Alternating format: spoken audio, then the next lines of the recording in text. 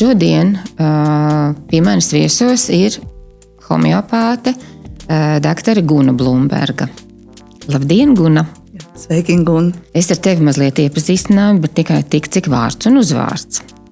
Es teikšu, ka es laikam gribētu zināt kaut ko vairāk par tevi, kā par personību, kā par ārstu. Un varbūt iesāksim to stāstu par to, kā tu vispār tiki līdz medicīnai, ņemot vērā, no kādas ģimenes un vidas tu nāc.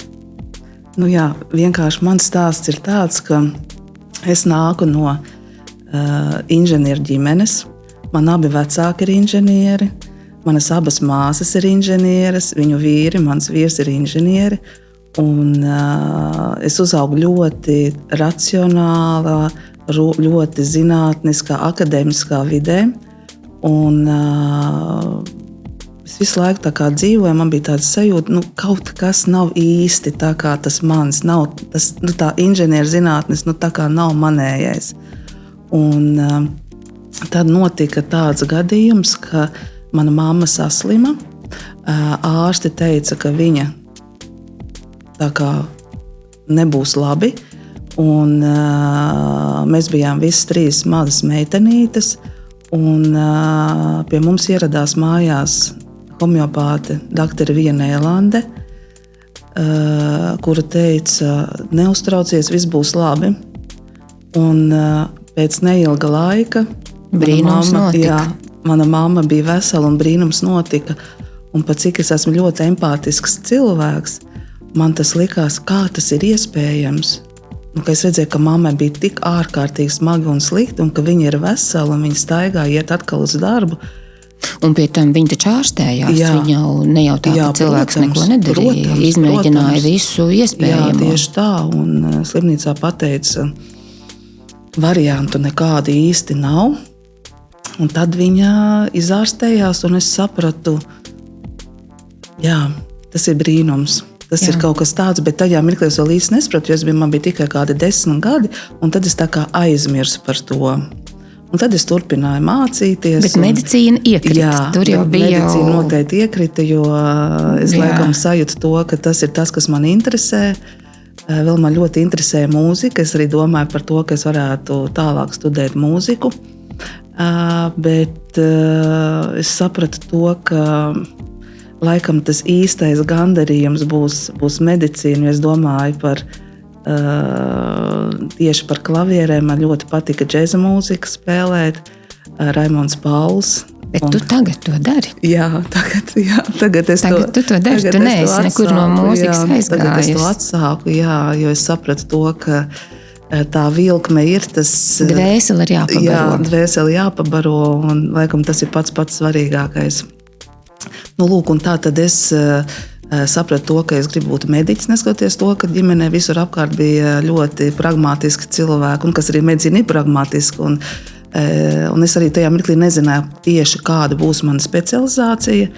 Izmācījos par ārstu, un pēdējā gadā medicīnas akadēmijā bija iespēja pieteikties Dānijas rektoru stipendijai uz 4 mēnešiem, kur es tā kā dabūju. Un es aizbraucu 4 mēnešiem uz Dāniju. Un Dānijā man ļoti patika Orhusas universitātē.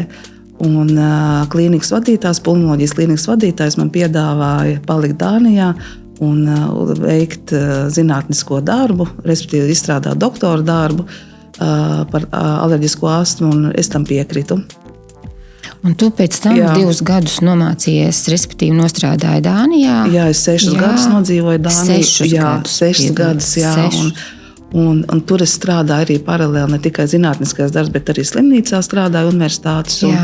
Un tur es tā kā pirmo reizi tā kā sadūros ar šo te jautājumu, bet kā tas ir? Es ārstēju astmu, es ārstēju plaušu karstoņus, bronhītus, alerģijas, ādas, visdažādākās alerģiskās saslimšanas, bet ka man nav šis te gandarījums, man nav šī te gandarījums sajūta, ka šis cilvēks tiek izārstāts. Jā, viņš tiek izārstāts, un es viņu varbūt redzu pirmo un pēdējo reizi, jo tās visas ir hroniskas saslimšanas, viņi nāca ambulatorisko pieņemšanu, un es izrakstu lielākas hormonu devas, mainu dažādas algoritmu schēmas, jā, un es saprotu, slimība progresē, un es esmu bezspēcīga tā slimības priekšā.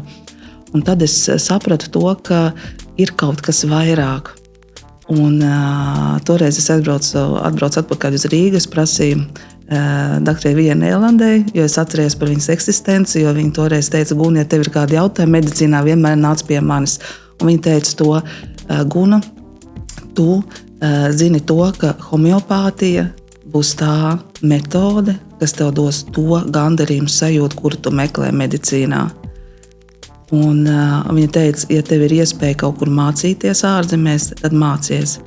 Un dzīve man tālāk aizved uz Itāliju, jo es satiku savu vīru tieši pēdējā studiju gadā, kad es dzīvoju Dānijā, un es pārvācos uz Milānu.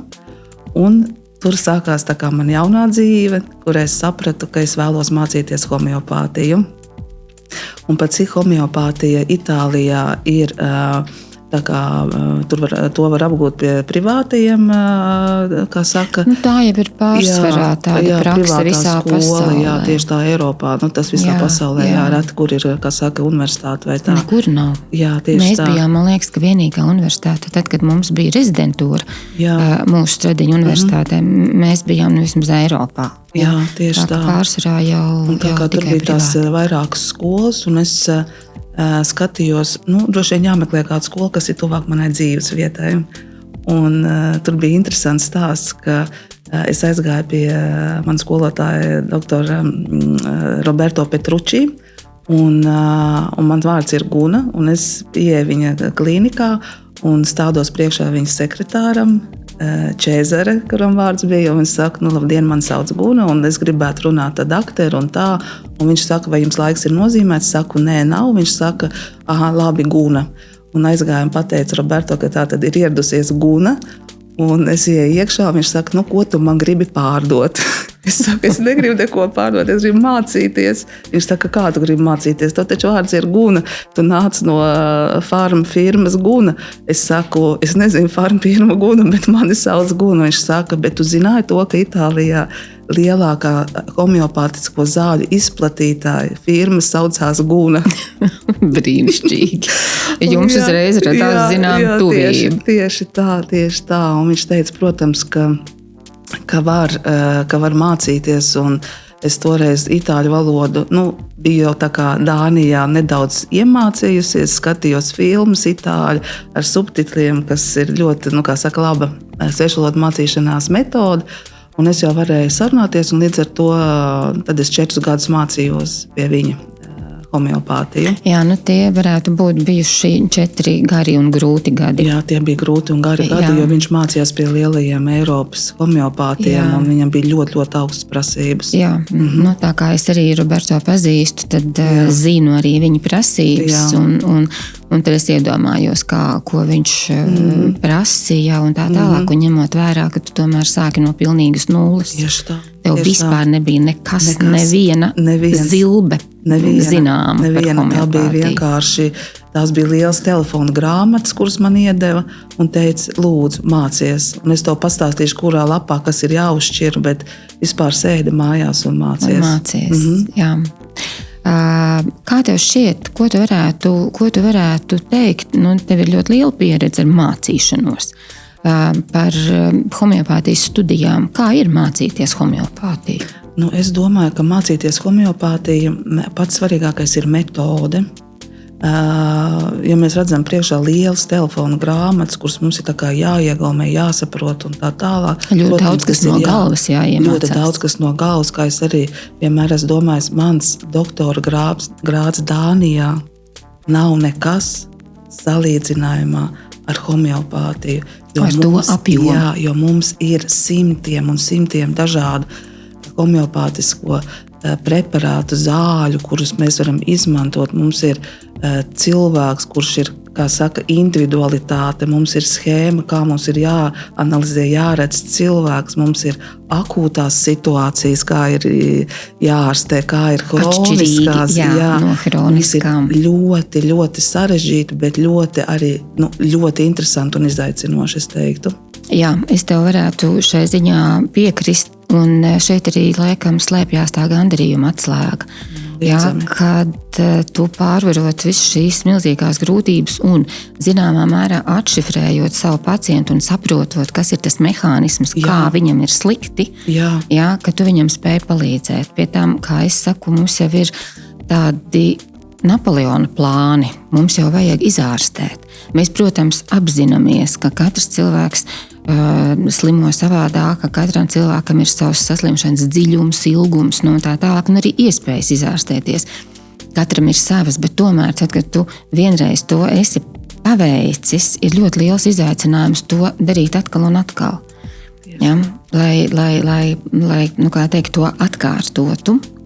Jā, gribēju varbūt arī piebilst, ka šobrīd Stradiņu universitātē ir integrālās medicīnas kurs, kur es šobrīd tieši ārzemju studentiem pasniedzu vienu no kursa tēmām, kas ir homeopātija. Man ir tieši dotas 2,5 stundas, kurās es varu viņiem pastāstīt ļoti īsos vārdos par homeopātiju. Un tieši to es arī viņiem tieši pirms nedēļas stāstīju par to, ka mūsu mērķis, lielais, skaistais homeopāta mērķis ir izārstēt, cure, angļu valodā. Ja? Un līdz ar to, protams, ka mēs saprotam, ka mēs visu nevaram izārstēt. Ja? Mēs saprotam smagas struktūrāls izmaiņas, tas ir nereāli, ja? bet jāatnāk ar funkcionāls dabas traucējumiem. Bet arī ar struktūrāls dabas traucējumiem. Bet, Guna, es tev gribu argumentēt vienu lietu. Jā, mēs arī ļoti daudz ko nevaram, bet to nevar neviens. Protams. To nevar neviens. Protams. Jā? Var rupji izoperēt, kas, protams, zināmās situācijās ir nepieciešams un tā tālāk. Protams. Bet pie pilnas veselības jau nav tāda veida. Ja? Bet homeopātijā tomēr ir zināmas izredzes. Jā, jo mums ir mūsu metodē, piemēram, viens nozīmēm homeopātiskās zāles. Mums ir, pat cik metode ļoti, ļoti sena, mums ir 12 novērojumi, kurus mēs skatāmies, vai šis cilvēks reaģē, nereaģē, vai tiek pareizi ārstēts, tiek nepareizi ārstēts. Tas ir ļoti, ļoti sarežģīti, jo tad, kad mēs aizejam, teiksim, pie parastā ārsta, ir tikai viens jautājums, jums ir labāk vai jums ir sliktāk. Bet homeopātijā mums ir 3. Mums ir labāk, mums ir sliktāk un īsti nevar saprast. Jā. Un mums mēs skatāmies, vai ir labāk tieši, teiksim, tajā lokālajā simptomā, vai, es nezinu, galvas sāp vai nesāp, vai ir, piemēram, ir labāk, kā saka, holistiskajā izpratnē, vai, piemēram, es labāk sāku gulēt, man parādījās vairāk dzīves spēks, es varu labāk koncentrēties. Īstenībā man arī vairāk izsitumi nav uz ādas, ko es nemaz nezināju, ka tie arī var pazust. Respektīvi, tā fantastiskā sajūta ir, ka mēs ārstējam visu ķermeni, un ne tikai ķermeni, bet arī emocijas un arī garīgo plānu, kas ir sevišķi interesanti. Jā. Mani vienmēr arī ir fascinējis šis fakts, ka cilvēks atnāk ar kaut kādu vienu problēmu, un terapijas laikā kaut kad ir atkal kārtējā saruna, un viņš saka, jā, doktor, bet man ir pazudis arī tagad tas, man nav arī tagad tas un tas, cilvēks atnāk, nezinu, sieviete ar menopauzes simptomiem, mēs viņai tur palīdzam, uzlabot dzīves kvalitāti, viņa saka, ziniet, bet šī pusgada laikā man ir pazudus kāju un nagu sēnīte, kas ir vienkārši pie viena. Jā. Un tad cilvēks saka, bet es jau nezināju, ka jūs ārstējat arī kāju sēnīt, jo mana kaimiņiene pateica, ka jums labi sanāk ārstēt tieši menopauzes simptomus. Un tas ir, un tā jau arī homeopātijā mums ir, ka mūsu, kā saka, izārstētie pacienti, viņi ir mūsu vislabākā, kā saka, vizītkarte, jo arī nesen atpakaļ es biju uz Džambas, uz šo te bungu nodarbību. un blakus sēž viens vīrietis, kurš ļoti skaisti spēlē. Mūsu grupā mēs esam apmainījušies ar telefoniem, un viņš saka, labdien, doktor! Paldies jums par labajiem padomiem. Es saku, jā, bet es jūs nepazīstu. Viņš saka, jā, bet jūs man toreiz izārstējāt no ļoti nepatīkams akūtas saslimšanas. Mēs ar jums vienkārši sazinājāmies online. Nu, lūk, un līdz ar to tas ir tādi stāsti, ka... Tas tev iedod spēku. Tas tev iedod spēku. Protams. Kā ir ar motivāciju? Motivācija, tu domā par manu motivāciju? Protams. Nē, motivācija man ir 24/7. Liela. Jā, liela.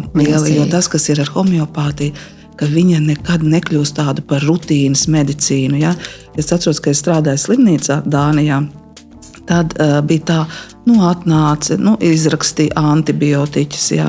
Nākamais atnāca, pieliku tur 250 mikrogramus inhalatoram. Atnāca, nozīmē jaunākās paudzes antihistamīnu, iedeva epipenu, respektīvi,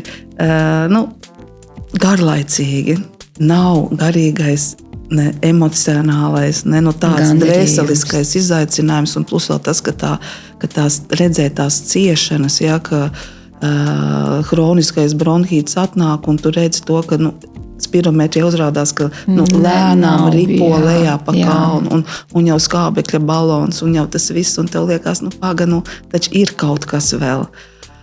Un šeit noteikti, jā. Tātad pēc Itālijas tu atgriezies Latvijā. Jā, pēc Itālijas atgriezās atpakaļ Latvijā. Tu saprati, ka tu gribi, lai tavas meitenes aug Latvijā. Jā. Un tad tu sāki strādāt. Jā, tieši tā. Kā tev iet ar tavu darba pieredzi? Jā, tātad es sāku ar pirmo pacientu. Tas bija ļoti neparasti, vienkārši pilnīgi mainīt, kā saka, pasaules uztver pilnīgi iet citā sfērā no universitātes klīnikas, no lielās zinātnes, no braucieniem pa pasaules konferencēm, kur ir piedalīšanās klīniskajos pētījumos, vadīt klīniskos pētījumus Dānijā universitātes slimnīcā. Respektīvi, viss ir lielā medicīna. Jā, perfekti skaisti. Mans profesors, klīnikas vadītājs, viņš bija ļoti, ļoti dusmīgs. Viņš tajā atvadu runā, doktora darba atvadu runā, viņš teica, Guna, es esmu ļoti dusmīgs uz tevīm. Ļoti, un es esmu arī apvainojies uz tevīm. Man bija tādas cerības. Jā, ka tu un tu paliksi. Man pievīli. Un es viņam teicu, es nevaru nodot sevi. Tas ir kaut kas lielāks par mani. Un, protams, atgriežoties Latvijā, es sāku pilnīgi no nulles. Bērni bija mazi, meitenes bija mazas, 2 meitas, bet tas bija ļoti labi, jo tad es lēni varēju sākt strādāt un savu zināšanas, kā saka, izmantot klīniskajā darbā. Un, protams, pirmie labie rezultāti bija tāds tā kā āķis lupā, un es sapratu, šis man patīk. Jā, un es arī atceros, kā es sāku strādāt. Un tad tas izmisums, klausoties kaut kādu pacientu stāstu, un tas izmisums, ka tu nesaproti ne pa labi, ne pa kreisi, tu vienkārši neredzi nekādu iespēju, un tev tik ļoti ir jādomā. Jā. Tev tik šausmīgi ir jāpiepūlās un jādomā, lai varētu atrast risinājumu, vismaz sākumu tam risinājumam. Jā. Un tad jau, kad tu jau sāc kaut ko saprast, protams, aiziet vieglāk, bet es atceros, tas sākums bija negāns. Un, kā man dr. Demīdo teica, ja tu gribi kļūt par homeopātu, lai ļaujies, lai Dievs tevi kārdina, un viņš iedod tos labos gadījumus. Vienkārši tāds brīnums, viņš vienkārši notiek, bet zini, tev nav tā. Es joprojām esmu spējīga brīnīties par labajiem izārstēšanām, joprojām es par to sajūsminos. Tas ir kaut kas vienkārši fantastisks. Ja? Es pat pārlasīju, es reizēm mēdzu piefiksēt savu pacientu vēstulītes, ko viņi man ir atrakstījuši. Paldies, doktor, ar senkumu, jo dātumu palīdzēja mirklīt. Notika tas un tas, tādas atskaites, jā, ko pacienti raksta. Un es tiešām nesaprotu, kā Hānemanim šis vispār varēja ienākt prātā, kā viņš spēja to noformulēt. Jā. Nu, tas, protams, ir ļoti vēsturiski ilgi nācis, bet tomēr vienam cilvēkam vajadzēja atrasties tādam tik ģeniālam, kurš vienkārši to saliek pa plauktiem un iedod algoritmu un iedod likumus. Tieši tā, jo ir schēmas. Jā. Ir schēmas. Ir schēmas. Jā. Un vēl arī par homeopātiju runājot, par precizitāti. Jā. Mums ir daži likumi, kuri prasa vienkārši neiespējamu precizitāti. Jā, nu, piemēram, klasiskais stāsts bērniņš ar atopisko dermatītu. Viņam ir, viņš ir nokasījies tā līdz ķēlai ādai un aiziet pie dermatologa. Dermatologs saka, neuztraucieties, es jums palīdzēšu. Un ko viņam nozīmē? Viņam nozīmē klasisko terapiju, ko šādos gadījumos nozīmē, kas ir lokālie krēmi. Un bērniņš ir vesels, viss ir laimīgi. Bet nekasās. Jā, nekasās. Un āda ir tīra, smuka, bet aiziet kaut kāds salīdzinoši neilgs laiks, ka bērnam sākās, piemēram, viņš sāk šķaudīt, viņam sāk tecēt deguns, bet tas vēl nav nekas. Viņš aiziet ciemos pie sava drauga, kura mājās ir kaķis, un viņam sākās astmas lēkme. Bet kā? Jautājums kāds, bet kā tas ir iespējams? Āda taču ir vesela, viņam viss ir kārtībā, kāpēc viņam sākās astma, no kurienes? Un saskaņā ar homeopātijas teoriju pavisam vienkārši mēs izskaidrojam, mēs uzsmērējam virsū, tā ir slimības izpausme, tā ir āda, tas ir nevainīgs orgāns. Pēc enerģijas nezudamības likuma mēs aiztaisam ciet izlādes vietu un aizspiežam dziļumā. Un kas ir nākamais orgāns, kas alergoloģijā mēs zinām, kas ir savstarpēji saistīts ar klīniskajām izpausmēm? Tie ir elpceļi. Un sākumā, ja vēl elpceļos ir deguns vai acis vai teiksim, augšējie elpceļi, tad tas noslīd ātri lejā un sākās astma. Un homeopātijā mēs darbojamies tieši pretēji. Jā. Mēs izārstējam astmu, un tad mēs tikai ķeramies klāt pie ādas. Jā, bet ir viena bēda. Dermatologs ir panācis savu, viņš ir ieraudzījis tīru ādu, un viņš to bērnu vairāk visticamāk nekad neredzēs. Viņš domā, ka viss ir kārtībā. Tad tiek nomainīts kabinets, bērns nonāk pie pulmonologa, un tas ārsts it kā paliek aiz borta. Viņam nav tā kopbilde par šo, jo viņš jau ārstē ādu. Viņš jau neko nezina pēc tam par tiem nākamajiem soļiem, un kā tā slimība beigās attīstās. Un kā Hānemanis teica, simptoms ir labākais, ko organisms var izdarīt. Kā parādīt, ka viņam ir slikti, ka viņam ir vajadzīga palīdzība. Un mums, ārstiem, šis simptoms ir nevis jānovāc, bet jāiztulko. Tieši tā. Un jāsaprot, ko tas nozīmē un ko ar to darīt. Tieši tā, jo mēs skatāmies kontekstu. Mēs skatāmies kontekstu. Vēl viena ārkārtīgi būtiska lieta, kas homeopātijā ļoti labi tiek ārstēta, ir psihosomatika. Kāda ir tava pieredze šajā jautājumā? Jā, es teiktu, ka mani pacienti, es domāju, ka kādi, ja mēs vispār ņemam, ka psihosomatika tā ir vispār, ka viss sākās un beidzās galvā. Es tam gluži nepiekrītu, bet ļoti daudz, kas sākās galvā. Es domāju, ka ir uzņēmība. Jebkurā gadījumā ir vājie orgāni mums visiem. Kur varbūt ir ģenētiski nāk vai kaut kāda ārēja apstākļu ietekme. Mums ir arī teorija, kas arī šo jautājumu skaidro. Mums ir miasma teorija, kāpēc mēs zinām, kur ir kādas vājās vietas. Jā, bet atgriežoties pie psihosomatikas, ko es gribēju teikt, ka no to, ko es redzu, ka ļoti daudz cilvēku nāk tieši ar šiem te emocionāliem simptomiem. It sevišķi tie ir jaunieši, kuriem visa dzīve pandēmijas laikā apgriezās ar kājām gaisā. Šobrīd ir lielais izaicinājums, ir ekrāns. smadzeņu attīstība, kur evolūcija mēs zinām, ka tie ir gadu tūkstoši un simti, un kas tur vēl nav. Ja? Tagad īsā laikā. Pēkšņi ir tik daudz jaunu neironu savienojumu, ka tā nevar tikt līdz, un līdz ar to, ka tas netur. Un vecākiem neceļās roka dot jauniešiem spēcīgas, psihotropas nenobriedušām smadzenēm. Tieši tā, arī visi hiperaktīvie vai koncentrēšanās grūtības vai viss, kas ir saistīts ar trauksmēm. Ja? Tas ļoti daudz cilvēku tieši tāda arī nāk. Un es varētu teikt, ka mums homeopātija ir ko piedāvāt. Un tas ir dabīgs, tas ir bez blakus parādībām. Un tad, kad mēs sakārtojam šo te, kā saka, izlādi, emocionālo izlādi, kā saka, to pīķi, tad mēs tālāk varam skatīties, bet kāpēc tieši tev tādā veidā tas izpaudās? Jā. Un tas sākās viss, ko mēs skatāmies, somatizācija, viss mūsu jautājumi par to, kā tu slimo, kā tu bērnībā slimoji, kā tev bija pirmais zobiņš, kā tu sāki staigāt, attīstības īpatnības.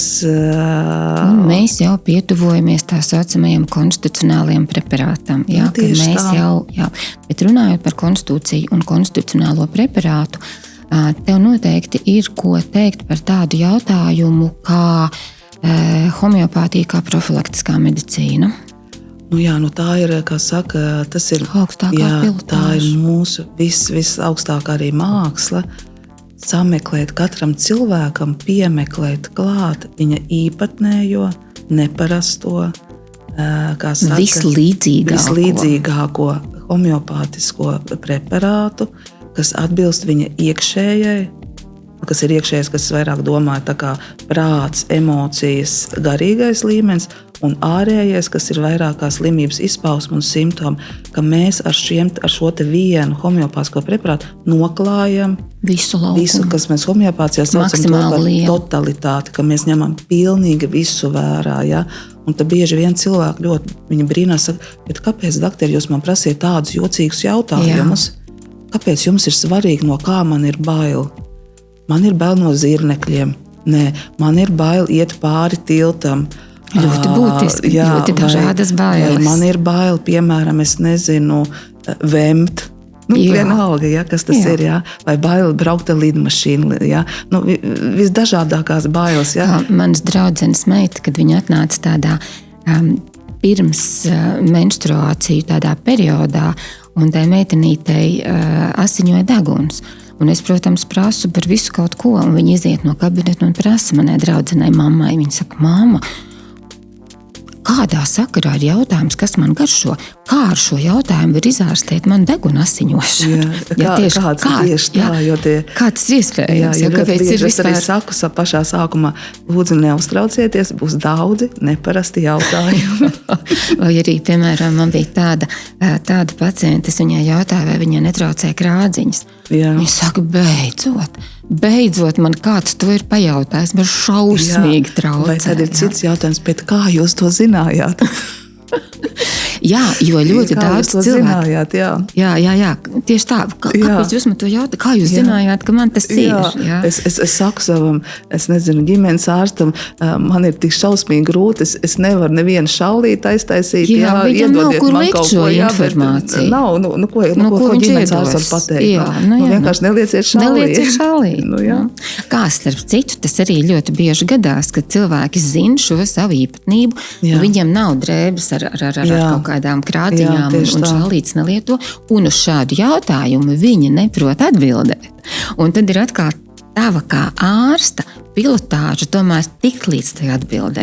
Un es arī ļoti bieži jautāju, bet vai jums, skatoties uz tevi, piemēram, vai jums vispār ir drēbes ar augsto krādziņu, vai jums vispār kaut kas ir tāds, kas skarās klāt pie tā kakla.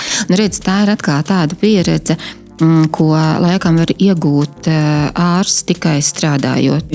Un starp citu, pilnīgi noteikti arī komunicējot ar citiem, visu laiku kaut ko apgūstot, esot klāt cita ārsta pieņemšanās, apmainoties ar viedokļiem, jo, kā teikt, noskanēt, nolasīt to pacienta to būtību, līdz kurai mums ir jātiek, tā ir liela māksla. Jā. Tur nevar ar tādiem, tur vajag to tieši atrast to loģisko totalitāti. Tur nepietiek kaut kādi vienkārši atsevišķi kaut kādas īpatnības. Tur vajag tieši to, kas apvieno, kas ir tā tieši loģiskā totalitāte, kas mums tad iedod arī to atbildi, preparāta izskatā. Tieši tā. Tātad par profilaks mēs parunājām. Man ir vēl viens tāds jautājums. Iedomājies, atkal atgriežoties pie tā, ka tu nāc no pilnīgi akadēmiskas, tehniskas vides. Tev ir pamatā izglītība, tu esi uzrakstījusi doktora disertāciju, tu arī esi ļoti pragmatiski domājošs ārsts. Protams. Un tad šis pragmatiski domājošais ārsts, tas nekas, ka viņam pakausī elpo lielais jautājums vai aizdomas, ka ir vēl kaut kas. Šis pragmatiski domājošais ārsts spēj sākt mācīties un pieņemt homeopātijas ideju. Jā, bet homeopātija taču nestrādā. Jā, tā nav zinātniska pierādījuma. Nav pierādījuma. Jā, tieši tā. Atceries, mēs ar tevi runājām par tiem alu cilvēkiem un lidmašīnu. Atceries tavu piemēru. Tieši tā, jo tas stāsts ir pavisam vienkārši. Iedomājies, mēs esam alu cilvēki. Mēs ar tevi tikko iznākam ārā no mūsu alas, un mēs paskatāmies debesīs, un mēs ieraugam kaut kāds liels, kaut kāds klints gabals lido, jo mēs nezinām, kas vispār ir metāls. Jā. Tas ir kaut kāds klints gabals, vienkārši pārvietojās. Pa gaisu. Karājās gaisā. Jā, un vēl kaut kādu baltu svītru atstājās tā, Un es prasīju, un tu redzi tur to brīnumu, un tu saki, jā, es redzu, bet kā tas ir iespējams? Tas ir putns, neizskatās pēc putna, Un tas ir kaut kas tāds, ko tas man palīdz ļoti labi, kā saka, paskaidrot šī brīža sajūtu par homeopātiju, tīri no tāda zinātniskā viedokļa, ka mēs esam alu cilvēki, un zinātniskais izskaidrojums ir tā lidmašīna, kas tur lido augstu debesīs, jo mēs vēl nezinām to, kādā veidā homeopātija strādā. Bet tas, ka viņa strādā, tas ir skaidri zināms, jo labi, Eiropā mūsu varbūt ir maz, mēs neesam atzīti, mēs neesam būt tik populāri kā, piemēram, Indijā, kur, protams, ir ļoti 2 miljardi cilvēku, bet viņiem ir 100 000 homeopāti. Viņiem ir homeopātiskās koledžas, kur mācās specifiski tikai un vienīgi homeopātija, un viņiem profesija saucās ārsts, homeopāts. Viņiem ir lielās homeopātiskās slimnīcas, kur ārstē tikai ar homeopātiskajiem graudiņiem. Tā ir ministrija. Viņam ir ministrija, kura saucās homeopātijas un ajurvēdas ministrija. Jo, kāpēc tas tā ir? Homeopātija ir pieejama ārstniecības metode. Un līdz ar to viņa nav dārga, viņai nav blaknes. Viņa ir efektīva. Jā, tieši tā.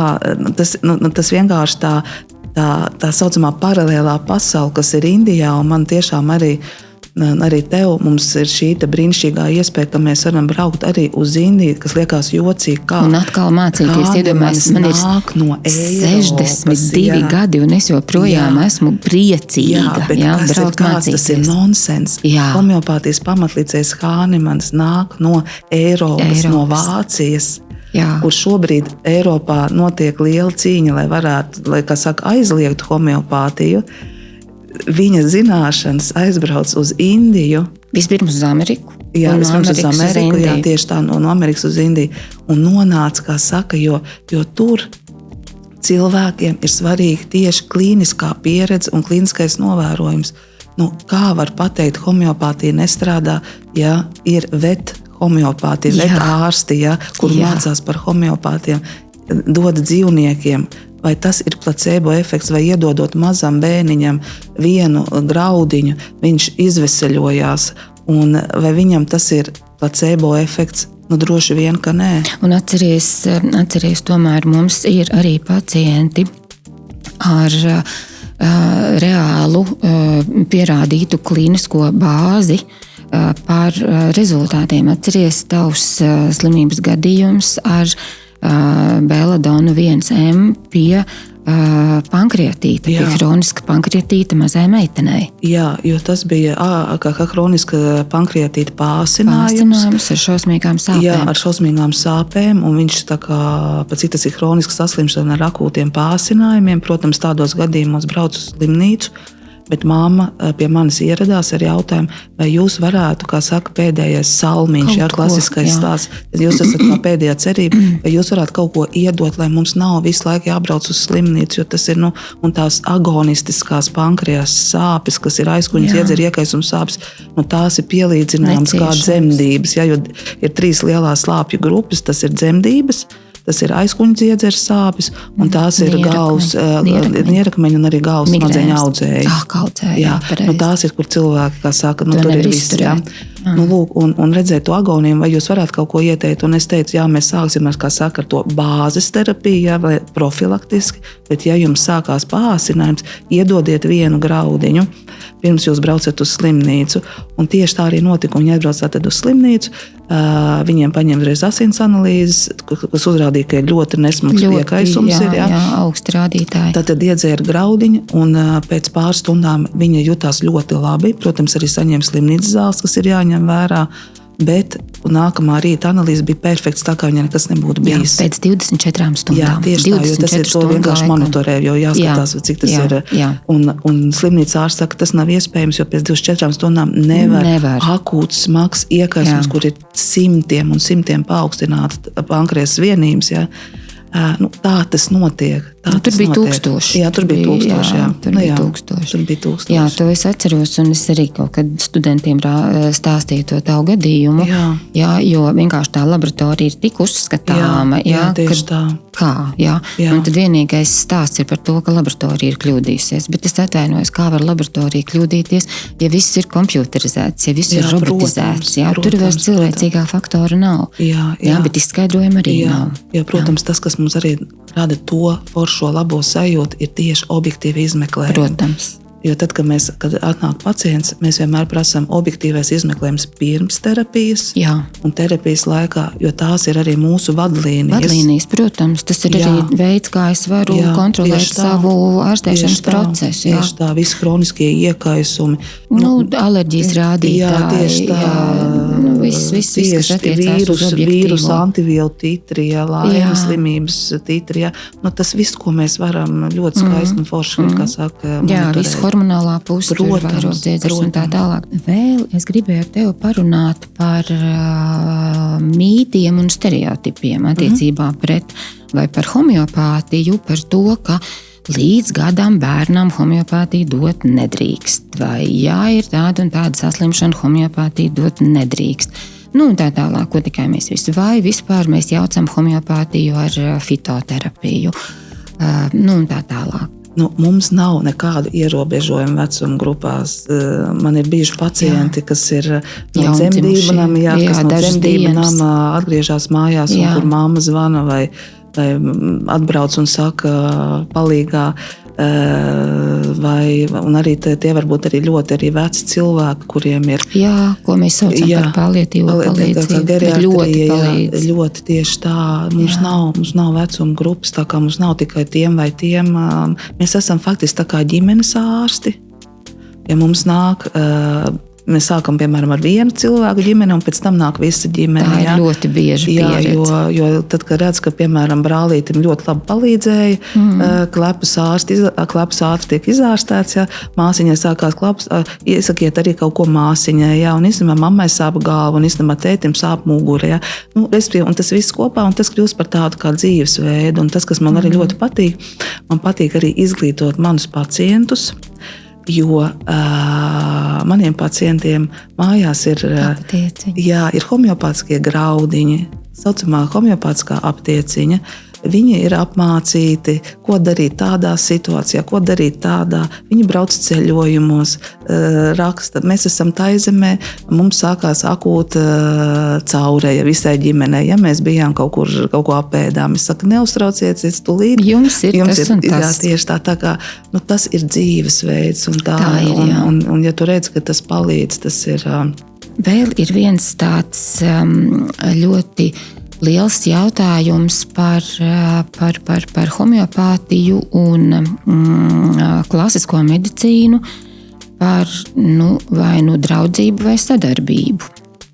Jo ļoti daudzi, es teiktu, man gandrīz lielākā daļa pacientu ir tādi, kuri, nevis lielākā daļa tā nevarētu teikt, bet ir ļoti daudz tādi pacienti, viņi atnāk ar hronisku saslimšanu un lieto medikamentus, bez kuriem faktiski viņi nevar dzīvot, viņi nevar iztikt. Jā, ir kaut kas, jā, bet tas attiecās uz kaut kādiem pretiekaisuma preparātiem, uz steroīdiem, uz hormoniem, un tā tālāk, uz antidepresantiem, piemēram.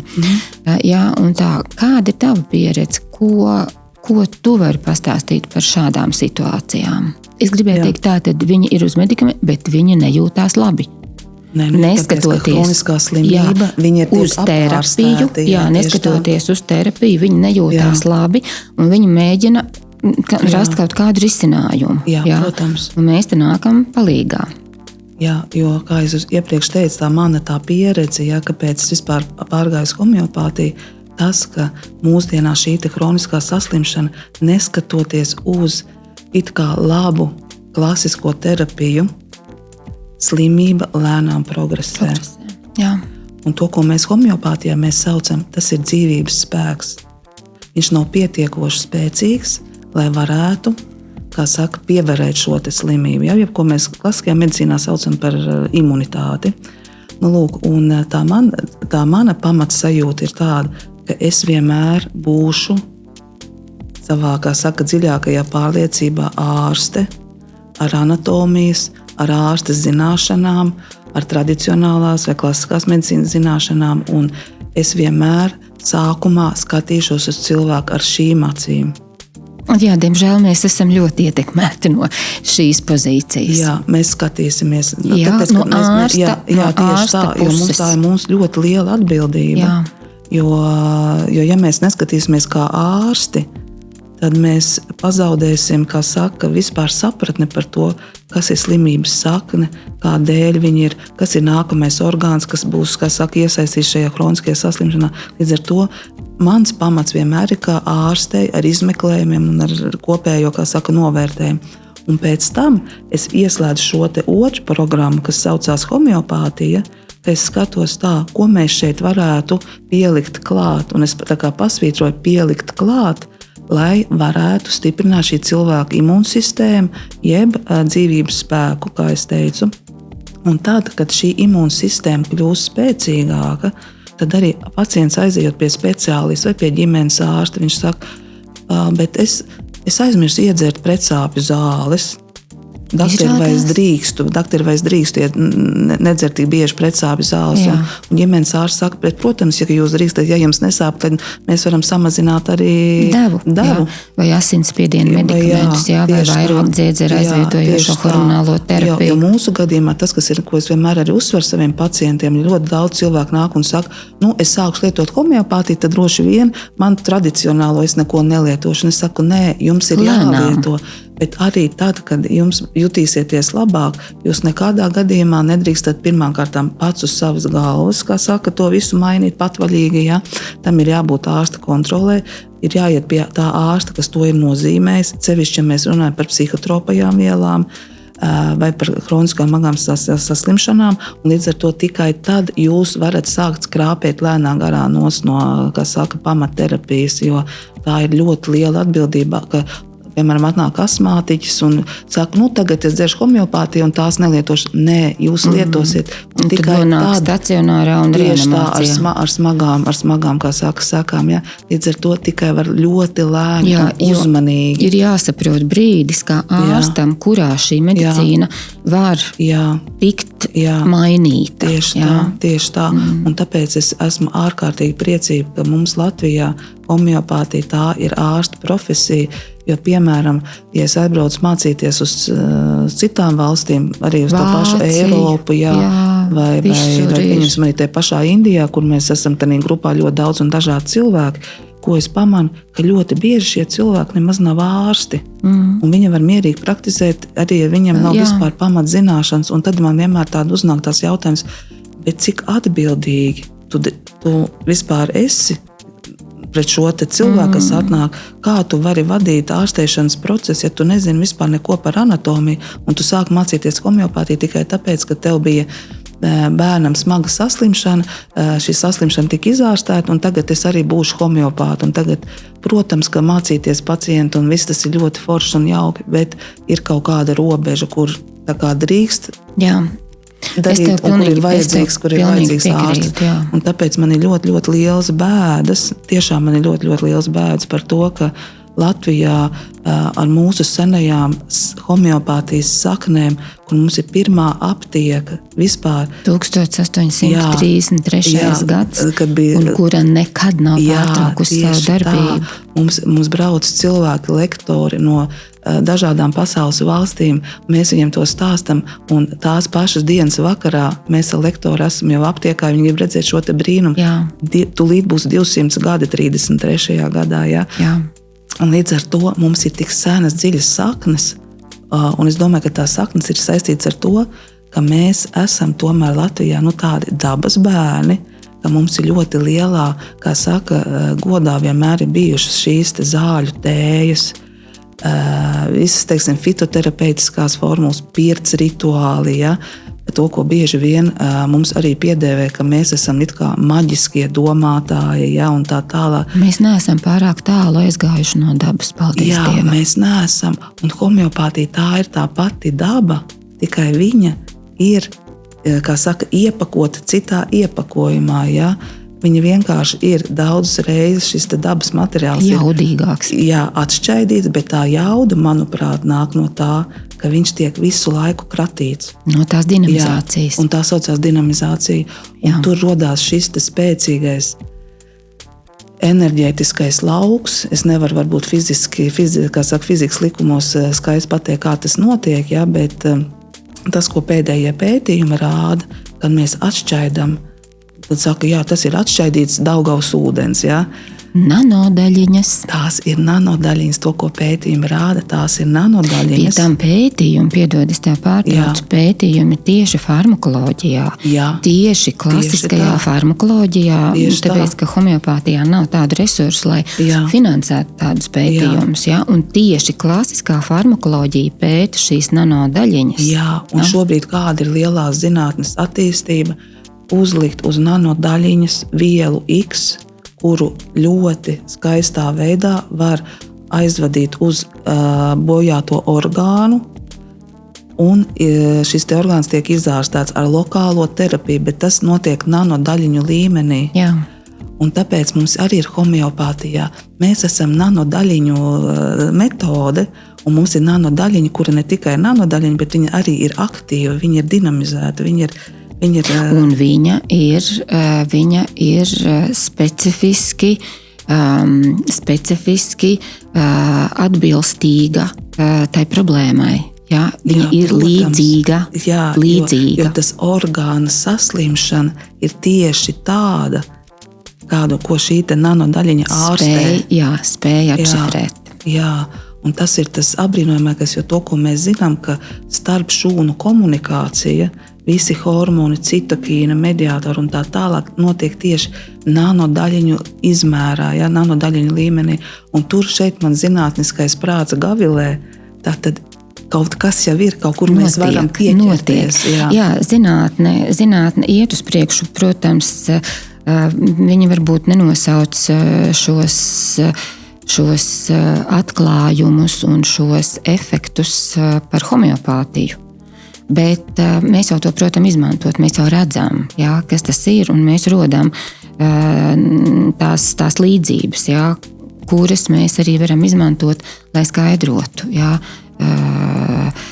homeopātijas vispār iespējamību.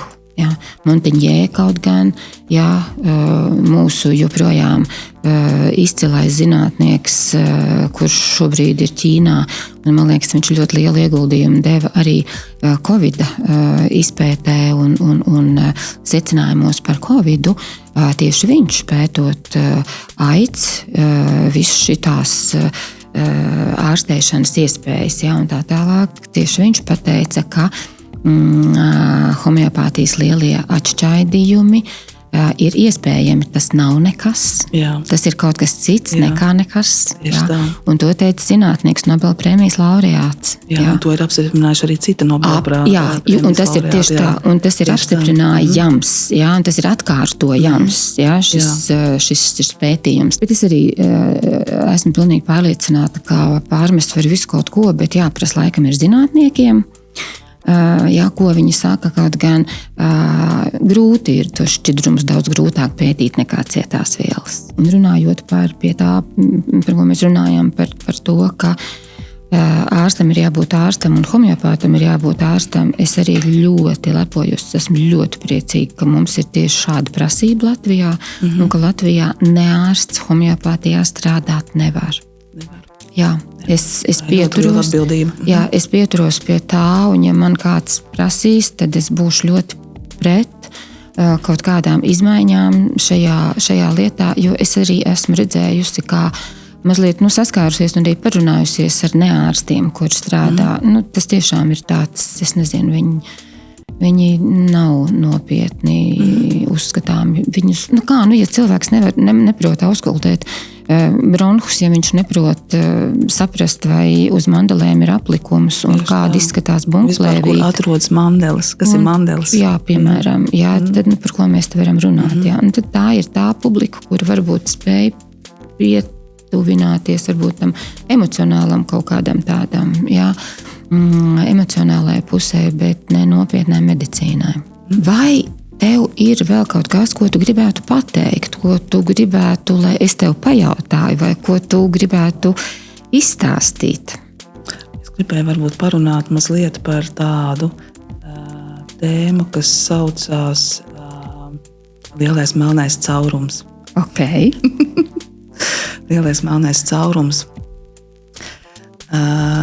kas varbūt man pašai ļoti tūs manā šajā mirklī, šajā vecuma posmā, kurš saucās pusmūža krīze, kur ir sajūta, ka šis lielais melnais caurums, viņš tā kā savā ziņā velk iekšā, ka tur apakšā ir kaut kas tāds, kas ir kaut kas grūts, smags, kaut kam ir jāaiziet cauri kaut kādā veidā, tādā kā tumsā ieiet, tā kā ēnas valstībā.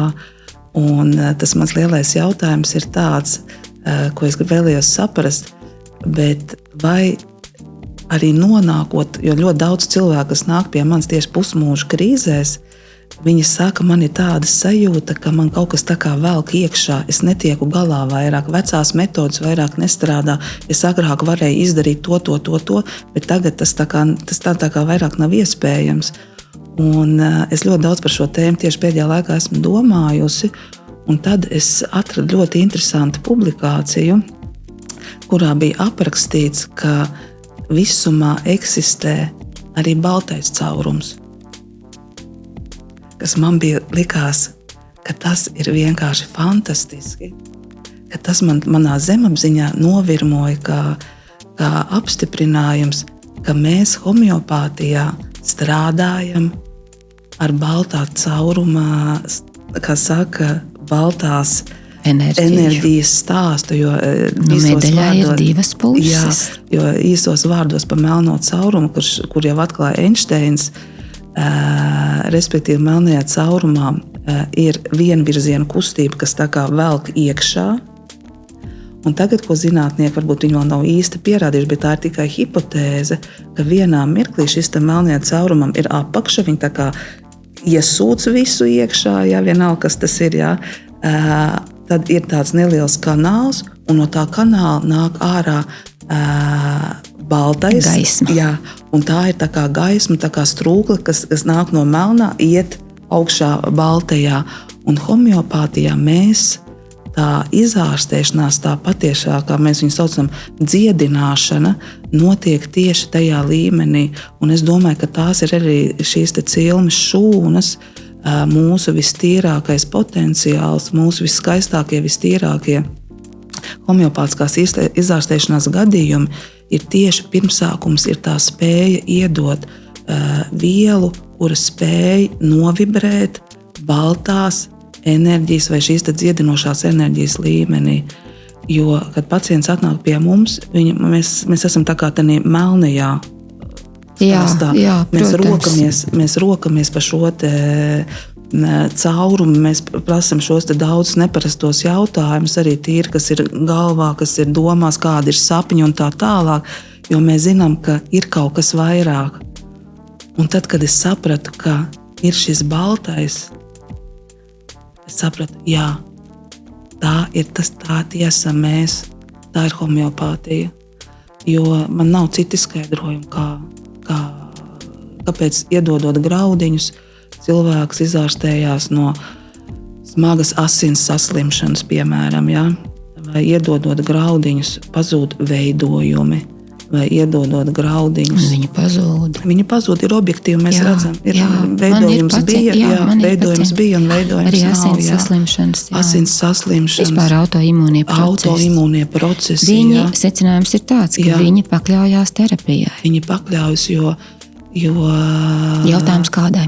Jā, un tāpēc es domāju, ja mūsu mērķis ir šis izdziedināšanas stāsts, ja mums ir dot arī šī jo vienmēr es domāju, vai var palīdzēt pilnīgi visiem pacientiem. Es domāju, ka nav iespējams palīdzēt visiem pacientiem.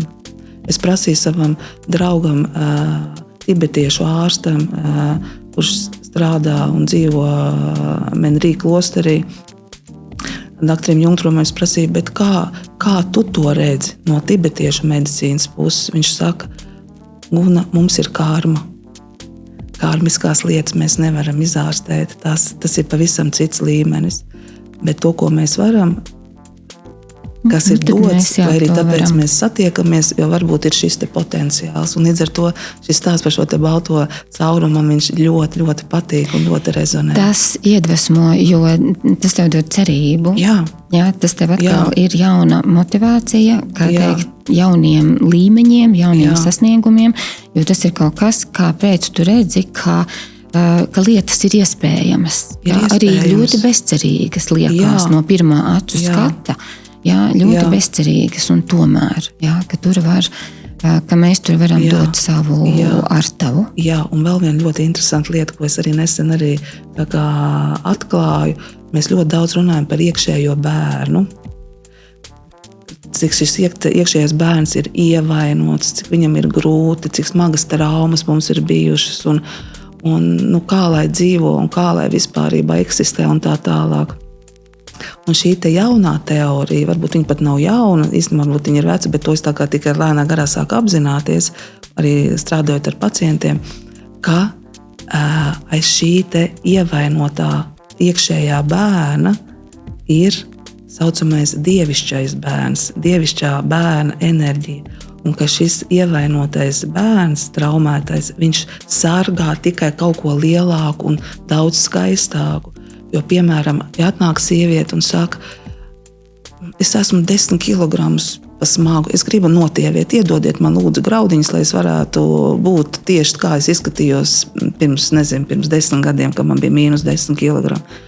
Un tikai tagad es saprotu to, ka šī sieviete, viņa ēd un baro šo traumēto bērnu, vai ne? Viņa baro. Kaut kāds iemesls tam ir. Ka tas ir tā kā aizsardzības slānis. Bet jautājums, ko te viņa aizsargā? Viņa aizsargā šo dievišķo bērnu.